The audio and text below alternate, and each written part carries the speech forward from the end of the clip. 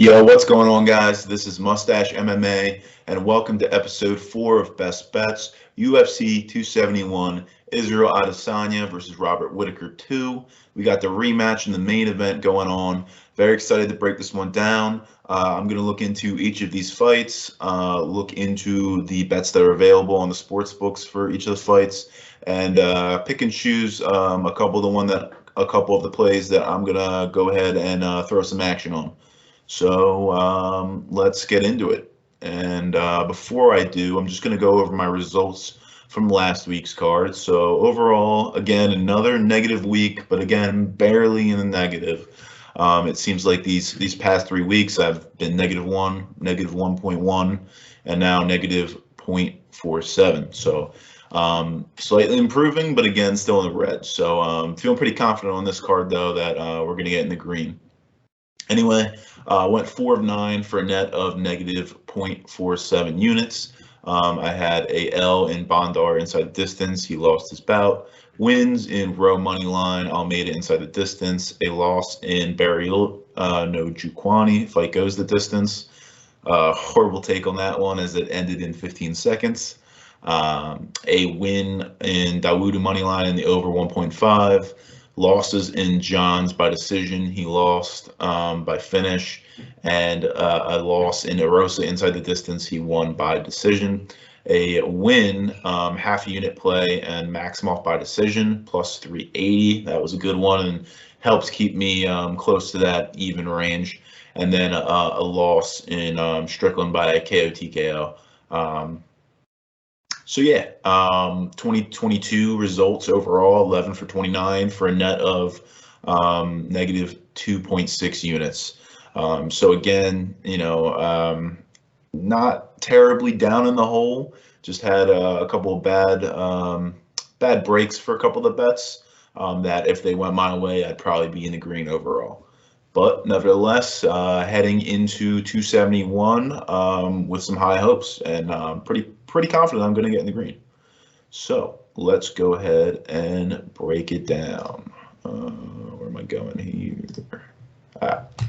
UFC 271, Adesanya versus Whittaker 2.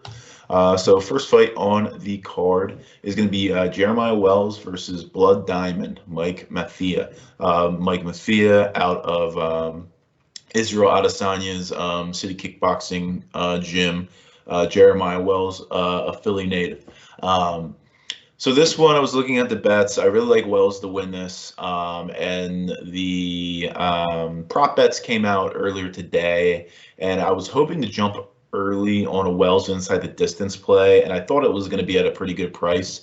However, I went to it, and it's -165 was the best price I could find. Not really loving that price, to be honest, too much. So yeah, I also pondered a Wells by submission. He's definitely going to have the big edge in grappling here.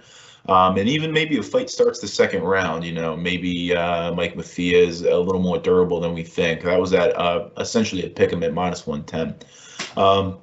Going over these, though, it's going to be a pass for me. I like Wells to win this, and I do like him to win inside the distance, but I don't see the value there at -165, especially with Mike Mathetha being such a question mark about where his kickboxing really is. And, he could have some decent wrestling and decent grappling, but I doubt it, and I don't think it's going to be on the level as Wells's. But anyway, yeah, going to be a pass for me. Moving up, we got Douglas Silva de Andrade versus Sergey Morozov. This one I favor Morozov here to get the win, and I think he's going to grind the decision out. I like Morozov by decision. That was sitting at +110. Morozov unanimous decision, even better. I think he's really going to out-wrestle him pretty easily. +150. Fight goes the distance, -165. Andrade, though, KO TKO +500, pretty good value on that. I mean, Andrade, he's got some pretty good power in his hands, and he's able to let it go and connect. It could be lights out for Morozov, who's been knocked out in his career before. I believe only once, but it has happened. So he is, he doesn't have the iron chin that some guys do on the resume where they have no knockout defeats. Again, though, it's going to be a pass for me. Even though I do like Sergey Morozov to probably get the decision win, at plus 110, I think it's good value, but I just don't like it too much. Andrade, he does have power, and I think if he can connect on Morozov, he could go out. And also with Morozov, if he's really going to be threatening Andrade, consistently pressuring him with the wrestling, not letting him breathe. I mean, he could get a ground and pound TKO victory, or even find his way into some kind of a submission due to fatigue from Silva de Andrade. So for all those reasons, it's going to be a pass for me. I think it's just a little too much up in the air. But again, I do definitely lean the Morozov way, and definitely lean the Morozov by decision way. Moving up the card, we got Jacob Malkoun versus AJ Dobson. When I first saw this one, I was really liking Malkoun for sure. I think he was sitting at about a plus 130, plus 140 mark. We've definitely seen the line come down towards in the Malkoun's favor here. Now it's sitting at about plus 100, so essentially a pick'em. And I liked Malkoun because he showed in his last fight that he can really use his wrestling to his advantage. He's got good cardio, and that wrestling can kind of really help him against guys who just can't wrestle and can't do anything in that realm. However, Al Hassan, the guy he faced, literally has, I think, zero wrestling and grappling skills. He is just a striker who has a crazy amount of power. With AJ Dobson, something similar. This dude's got good power, and he's just a little different from Al Hassan because he's an athlete. He's super ready to just go out and swing hands and go crazy in the first round. Al Hassan isn't necessarily like that. He's a little more patient, but AJ Dobson is super aggressive, super powerful, just an athlete in general. So with that being said, I mean, AJ Dobson, I don't think his technicality with the striking is the best, but I think he does have the edge there, and I think he's going to have better wrestling than Al Hassan does. So I think that could potentially even out the favor. So I was looking at Malkoun money line. I did like it at plus 140. Now almost a pick 'em. The value has thinned out to me because I do see this as a 50-50 fight. Dobson KO, TKO I looked at, plus 195. That's not bad. Malkoun by decision, plus 275, also not bad. But again, with this being a 50-50, it's going to be a pass for me. I just don't trust Malkoun's chin after being lit up by Phil Hawes in 20 seconds. And then on the other side, AJ Dobson, his wrestling is kind of a question mark to me. Malkoun could easily dominate him, or he could, have some decent wrestling to be able to defend Malkoun and keep it on the feet enough for him to piece up Malkoun and potentially get the knockout. So definitely another pass here for me. So passing on the first three. First play I'm going to make, though, here is going to be with this card, Carlos Ulberg versus Fabio Cherant. Definitely going to go with Ulberg KO TKO minus 135 on FanDuel, locking that in as an official play. Carlos Ulberg, man, he's just got crisp striking, very powerful, and I just don't like Fabio Cherant's chin. I mean, his last fight against, he's also on this card, and I can't find his name, William Knight. William Knight, he was actually doing decent against William Knight, but then William Knight threw a check left hook, and it was a short hook, and connected with his wrist, and Cherant went out. So where's your chin if you're getting knocked out by a dude's wrist? And he was essentially knocked out cold. Maybe not all the way cold, but he was knocked out to the point where he wasn't trying to get back up and fight anymore. Carlos Ulberg, man, he looked really good in the first round against Kennedy Nuschwensky, or however you say his name. But ended up just kind of putting on a pace that he couldn't sustain and gassed himself out in the second and got caught in the second and got finished. Kennedy, he's a super durable guy, and he's also got a great gas tank. That was kind of their game plan, I think, going into that fight, from what I remember from the interviews. And if Carlos Ulberg does put on that same pace that he did in the first round, I don't think Fabio Cherant's going to be able to handle that. And on the contrary, if Carlos Ulberg kind of slows it down a little bit more and doesn't put on that super high pace first round like he did in his last fight, he'll maybe stretch out his cardio. He'll stretch out his ability to get the knockout in the later rounds as well. So yeah, official play, Ulberg KO, TKO, -135 on FanDuel. I was looking at Ulberg KO, TKO in the first round, +185. I thought that was pretty good value, but again, I don't know how Ulberg is going to react to his last loss, and that makes me cautious of playing that. Just because I don't know if he's going to throw out that same kind of cardio, same kind of pace and volume that he did in the first round, because he might be afraid of gassing. So yeah, just going to have a 1 unit play on Ulberg KO TKO -135 FanDuel. Repeated that like 4 times, but I forgot to throw the unit in there. Unit value is important to note. Moving up the card, we got Alexander Hernandez versus Renato Moicano. This one was tough to decide, but I think this one's a 50-50 fight, to be honest. Moicano had good success in the featherweight division, faced a lot of good competition, got finished only by good competition. Chang Young-sung, Jose Aldo, Brian Ortega were his only losses in the featherweight division. So he's in with good company. Moving up to lightweight, though, I believe he got a win or 2 on his resume, and then he did lose to definitely a surging top 10 prospect in Rafael Fiziev. So no harm and foul there in getting knocked out in the first round. So he's been knocked out a couple times in his career, so that chin is definitely a little questionable, especially coming up a weight class. Alexander Hernandez, he's shown a couple back and forth struggles in his career as well. He's put on really impressive performances against some lower level guys, and then when he jumps up the ladder, he tends to sometimes not perform.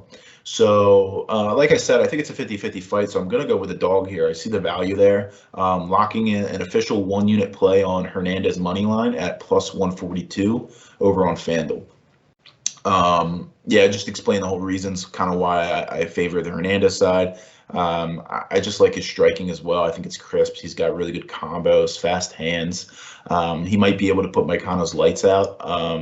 But I actually even favor another play here. So I'm going to do 2 plays on this fight. I'm actually going to go with a half unit play on Hernandez decision +600, also on FanDuel. So that's going to be another official play for a half unit. Hernandez here, he's shown that he doesn't have the one-punch knockout power, but he can piece things together where he can hurt his opponent and go in for the kill.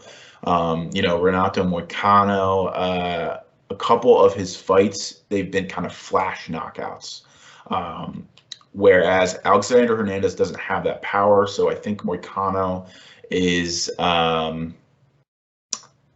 probably going to be able to favor well against those punches. He may get hurt, but he definitely has the big option of just falling to the ground. And is Alexander Hernandez going to chase him to the ground? That could be dangerous for him, right? Moicano, a high-level grappler. That's also a key for Hernandez in this fight. Keep it on the feet because he's going to have probably the advantage there. But on the ground, Moicano is definitely going to have the advantage. Hernandez may be able to survive down there, but Moicano is super, super dangerous down there. So yeah, 1 unit play, Hernandez money line, +142 on FanDuel. And half unit play, Hernandez decision, +600, also on FanDuel. Moving up the card, we got Ronnie Lawrence and Amanda Martinez. Ronnie Lawrence, just a super similar to Sergey Morozov, who's also on this card. A super crazy, relentless wrestler who's just constantly going for takedowns, constantly pressuring you, constantly making you breathe and work. Amanda Martinez, on the other hand, more of a striker, and he's got good power in his hands, actually. And he also throws good volume. So kind of a mix and match matchup here where we got the classic wrestler versus striker matchup. I favored Ronnie Lawrence to win here. I think his wrestling is definitely going to get it done. He also keeps pretty good distance on the feet, which is going to keep him out of range of those big shots. Amanda Martinez throws a lot of spinning stuff. That could be dangerous if Martinez catches onto it. But I like Lawrence to consistently get this one to the ground and probably keep it there, or at least close the distance enough where Martinez doesn't have that opportunity to throw those power shots. So I was looking at Lawrence decision plus 115 on FanDuel. Also, Martinez money line play. I mean, plus 235. I don't think it's a bad play. You know, he's gonna have the striking advantage most likely if he can handle those takedowns and that pressure. Ronnie Lawrence, he could squeak out the win here. Again, you know, favoring Ronnie Lawrence here, but it's a pass for me. I am a little scared of Martinez's striking, his output, his power. I think he could potentially catch Ronnie Lawrence, put him out cold. So for that reason, definitely a pass here, but a lean on the Ronnie Lawrence side, and especially towards the decision. Moving up the card, we got William Knight versus Maxim Grishin. Going to make another official play here. So an official play is going to be a one-unit play. Fight goes the distance, minus 112 over on FanDuel. Reason I like this, Maxim Grishin, he's shown really that he's super durable in his career. He hasn't been finished in a very long time. William Knight also shown that he hasn't been finished at all in his career, I believe. Let's do some double checking on this because I vaguely forget. Okay, he did get knocked out early in his career by Tafan Nuchwankwi. But since joining the UFC, he has not been finished. He's only lost once to Da-Ung Yung by decision. And on the other side, Maxim Grishin, just to double check here, he's been pretty durable in his very long tenured career. And he hasn't been finished in the UFC either, although only having 3 fights. He did have 1 finish, but it was against Antagulov, and he was kind of on his way out of the UFC to begin with, and getting finished consistently. I think on a five-loss losing skid. So anyway, if I can get back to the matchup here. I like fight goes the distance. Sorry, guys. Finally get my way back here. Yeah, I like fight goes the distance. I think both these guys are pretty durable. The one thing that does probably worry me a little bit is Knight definitely has probably a good power advantage here, and he could knock out Grisham if he gets that one big hook that he has the power with. Also with Maxim Grishin, a little nervous if it goes to the ground. Grisham probably has the better grappling skills, so he could potentially get a submission on Knight. But Knight is usually pretty safe when he's on top. And if Knight gets it on top too, he's got some heavy ground and pound. So again, I'm throwing out all these scenarios where this one could end inside the distance.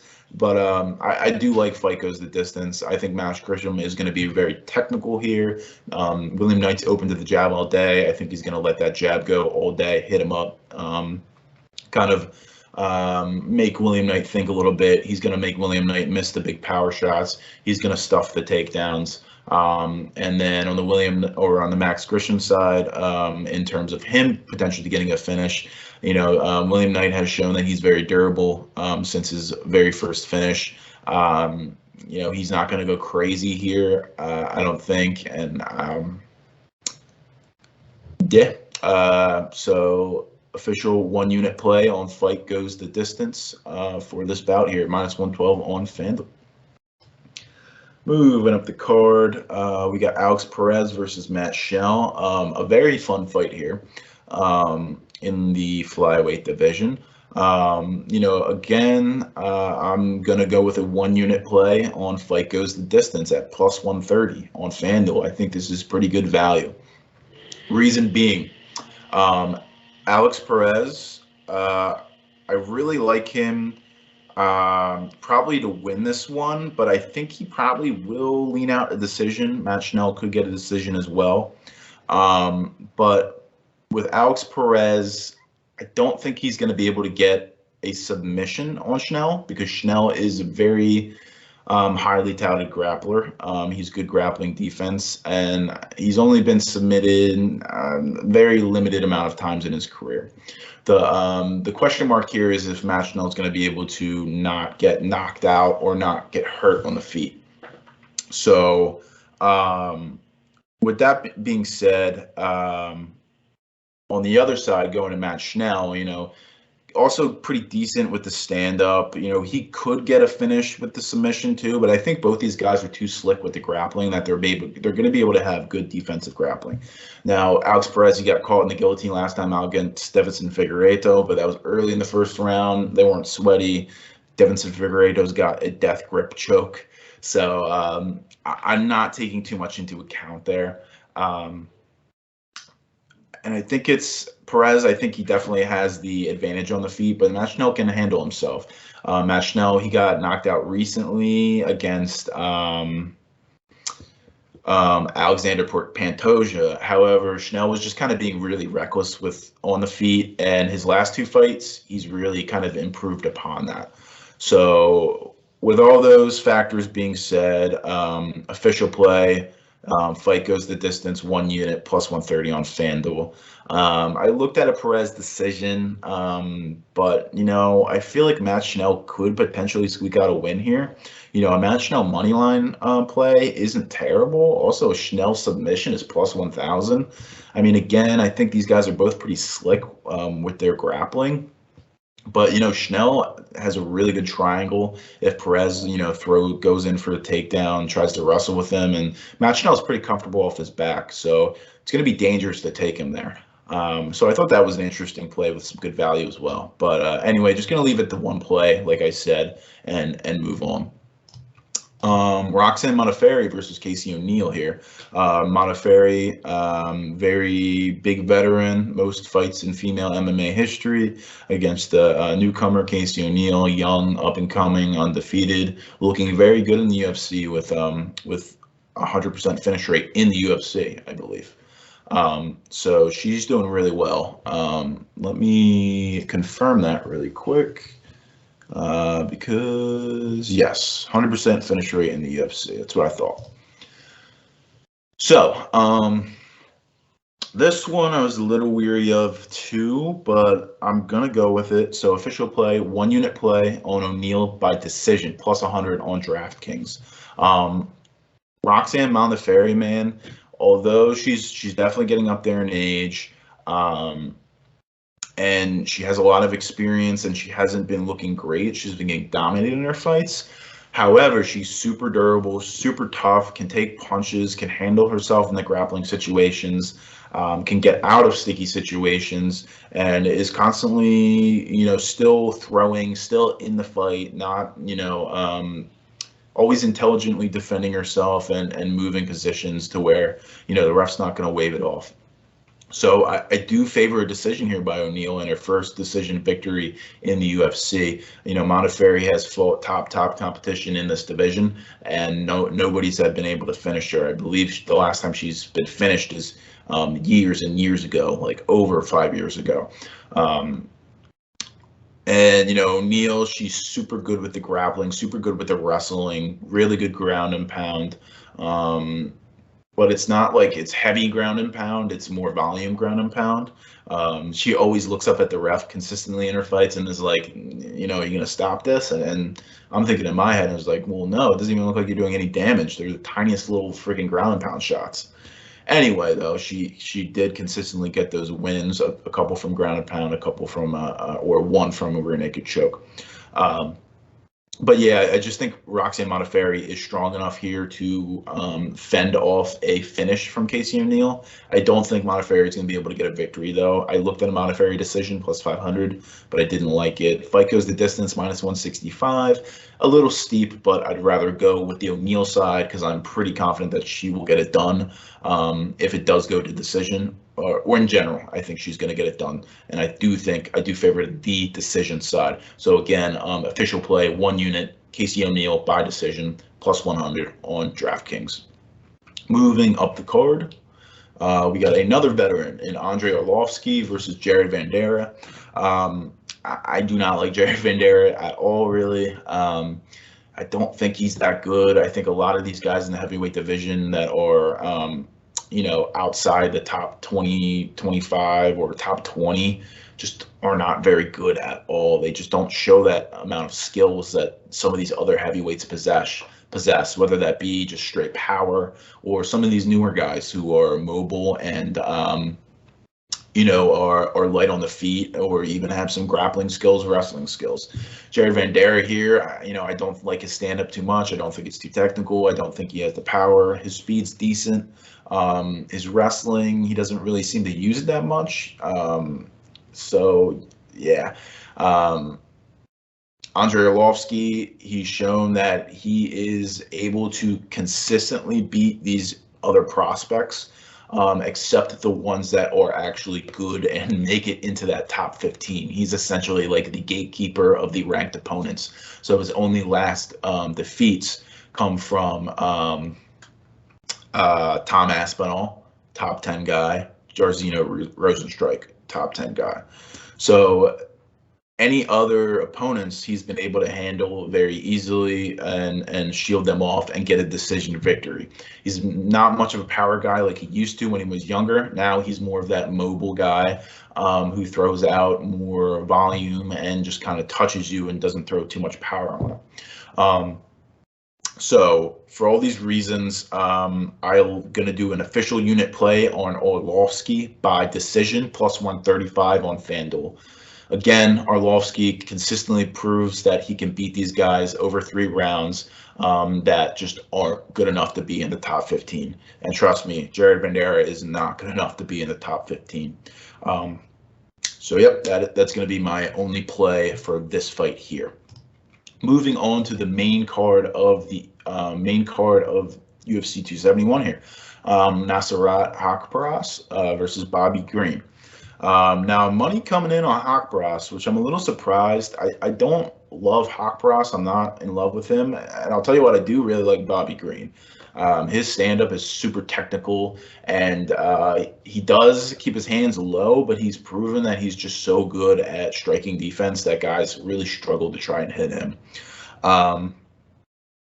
Haqparast, he's also a striker, so this one's probably going to stay on the feet a majority of the time, maybe get in a couple clinch situations, but it will remain on the feet. I think Bobby Green's going to make Haqparast miss way too much. He's going to land way more, maybe not way more, but definitely more volume than Haqparast, and he's going to probably get his way to a decision victory just based off that striking defense, being able to make Haqparast miss a lot and then, come back with his own shots, his own counters, his own combinations, and land with those. So I got 2 plays here. I'm going to do a 2-unit play on Fight Goes the Distance at minus 166 on FanDuel.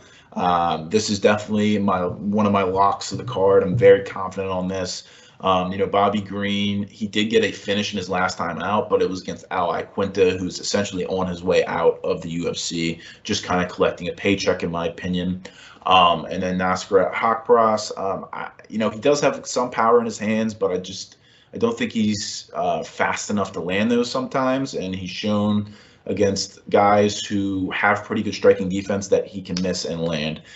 For instance, in his last fight against Dan Hooker just kind of destroyed him over those 3 rounds. And I definitely like this one to go to decision, hence the 2-unit play on Fight Goes to Decision, minus 166 on FanDuel. I'm going to do another play here, a 1-unit play on Bobby Green by decision, plus 190 over on FanDuel. Again, I think this is great value. Bobby Green, his last 10 fights besides the last fight, has gone to decision. He's a decision machine. That's what he does. Sometimes the judges screw him over, though, which is something to factor. Reason being, he's not really a power guy. He's more of a volume guy. And sometimes when guys connect on him, even though they don't connect often, because his hands are low, it may seem to the judges that it's, I don't know, better. Sometimes he gets screwed, is the point to what I'm making. But yeah, like I said before, I think Bobby Green's the better striker. I think his striking defense is better. I think he's going to land more volume, and I think he's definitely going to get, in my mind, a unanimous decision. But again, these judges might fudge around here, maybe get a split win, or even might get, a rigged loss, in my opinion. Rigged because, it's happened before. So yeah, 2-unit play, fight goes the distance, -166 on FanDuel, and then a 1-unit play, green by decision, +190, also on FanDuel. Moving up the main card, we got a fun one in Kyler Phillips versus Marcelo Rojo.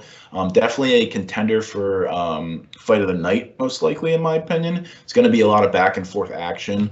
We may see a finish, we may not. I really favor Kyler Phillips in this one. I think he will get it done inside the distance. Marcelo Rojo is essentially a guy who's super tough, but he also puts on a high pace, high pressure kind of guy.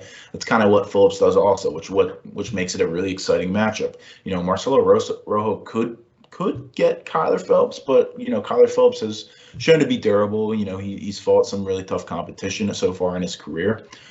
This is also going to be Marcelo Rojo's toughest competition to date. He lost to Charles Jourdain his last fight, and now he's stepping up and facing someone who's even tougher, which is surprising. I think reason being, matchmakers just want an exciting fight for this card, which I guarantee you it will be a fire fight. But anyway, I was looking all of the Phillips props, and inside the distance, -135 isn't bad. But Marcelo Rojo is just tough, and he's super durable. And also that high pressure, high pace that he's going to put on Kyler Phillips, could Kyler Phillips gas a little bit? Not gas, but definitely slow down, potentially. That's kind of what happened in Kyler Phillips' last fight against Rulian Paiva. He almost got the finish in the first round, kind of went all out to get the finish. And then his gas tank slowly declined from there, and Paiva was able to get the next 2 rounds. For whatever reason, the judges didn't give Kyler Phillips a 10-8. Thought it was a 10-8. Should have been a draw. But anyway, he comes out with the loss last time out. But yeah, looking at all these other ones, I'm not 100% confident Phillips will get the finish, and I don't like it at a -135 price. So for that reason, I'm gonna pass. But I do lean Kyler Phillips for sure, and I do lean inside the distance. Moving up the card, we got Jared Cannonier versus Derek Brunson. If Israel Adesanya wins the main event, one of these guys, whoever wins, is probably fighting him next. So Jared Cannonier, super good power, super strong, muscular guy. Used to be heavyweight, came all the way down to middleweight now, finding some good success there. Derek Brunson, pretty decent striking for himself, but definitely not as good as Cannonier, nor does he have the power. But he does have really good wrestling skills, and his grappling is pretty good as well. So also another kind of mixed match here, striker versus grappler, or wrestler, if you will, matchup. This one, I like Jared Cannonier. I like the money line at -160 on DraftKings. I like the Cannonier knockout prop as well. Knockout TKO, I believe it sits at about +120. However, Derek Brunson, blonde Brunson, undefeated in the UFC, he makes me nervous. And, that wrestling could take over in Cannonier, and he could just dominate him on the ground for all 3 rounds. The reason I lean Cannonier is because Derek Brunson, although he's on a 5-fight win streak, I believe 3 of those fights, he was rocked in 3 of them. Although able to recover and come back and win the fight, he was definitely hurt in those fights. And then before that 5-fight win streak, he was on a 2-fight losing skid. Both losses in the first round by finish. Israel Adesanya and Bernardo Souza. So Derek Brunson's chin, super questionable. Jared Cannonier's power, very good. That combination I love, and I think he's going to get the knockout. But again, Derek Brunson's wrestling really makes me nervous. Jared Cannonier, he has shown that he can handle the wrestling, but I think this is going to be his biggest test with the wrestling in that department. So for that reason, lean Cannonier. I like the money line. I like the knockout prop, but going to be a pass for me. Moving on, we got super fun heavyweight matchup, co-main event, Derek Lewis versus Tai Tuivasa. Both guys, incredible power, probably going to throw down, probably going to see a knockout here. Not going to go over it too much here. I actually favor Tuivasa. I like his heavy leg kicks. I think they're going to be open all day on Lewis. But again, I think it's a 50-50 shot here. Hence why I like the Tuivasa side, because he's the dog. But that being said, these power guys in the heavyweight division who just need one shot to not get a knockout, it's tough to call. And I'm not going to lay any coin on it. So definitely going to be a pass from me. And finally, the main event, Israel Adesanya versus Robert Whittaker 2.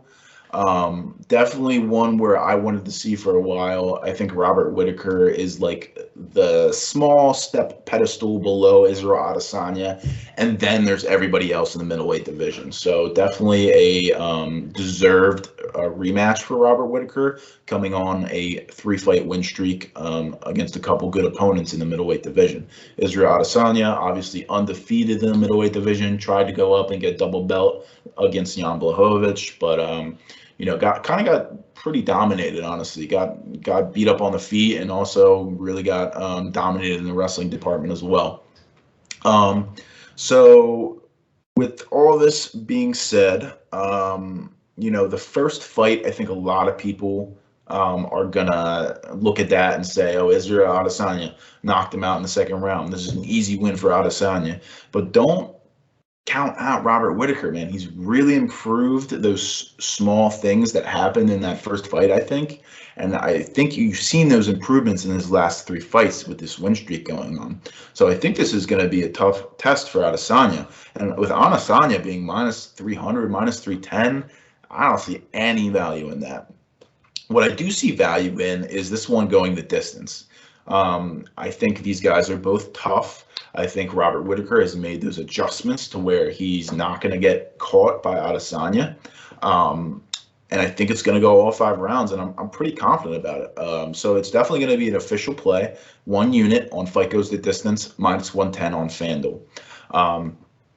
Also, I like the odds on Whittaker. The money line is good, but I like the decision prop even better because, like I said, I think this one goes to decision. So I'm putting a half unit play on Whittaker by decision plus 500. I think the value is just really good there. I mean, Israel Adesanya, yeah, he's good. Yeah, he's undefeated in the middleweight division. But the next best guy is Robert Whittaker, and he has improved greatly over the last time they fought. I think this is going to be a really close fight. And potentially, in those close rounds, some of these judges could give that to Whittaker. And he could potentially win a split decision, maybe even a unanimous decision, win 3 out of 5 rounds. So plus 500, I think there's great value on that for Whittaker by decision. I did only put a half unit on it. If you know me, I usually throw a half unit on these bigger decision props because I'm not super confident on it. So anytime I play a half unit, I like it, and I like it for the value, but I'm not 100% confident it's going to happen. Nevertheless, I think a half unit on plus 500 Robert Whittaker by decision is really good value, hence the play. So yeah, those are all the plays that I made for UFC 271. So if you guys liked the video, please hit the subscribe button. Please hit the like button.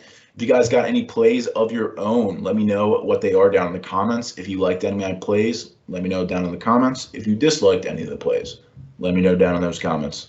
I will have my parlay plays video coming out later today as well, where I have a couple different variation of parlays, some with, close to even money odds, and then some that are, really long shot or juicy parlays, as I like to call it.